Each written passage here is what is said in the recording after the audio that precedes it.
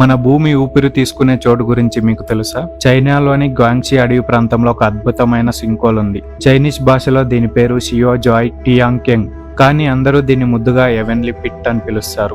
మన భూమికి weather system ఎలా ఉంటుందో అదే విధంగా 2000 అడుగుల లోతులో ఉండే ఈ సింకోల్ కూడా ఒక సపరేట్ వెదర్ సిస్టమే ఉంది. ఈ సింకోల్ కింది భాగంలో ఫాగ్ ఫార్మ్ అవుతుంది. రైన్ ఎప్పుడు పడితే అప్పుడు పడుతుంది. ఇంకా సన్లైట్ కేవలం కొన్ని ప్లేసెస్ లో మాత్రమే ఈ సింకోల్ లో పడుతుంది.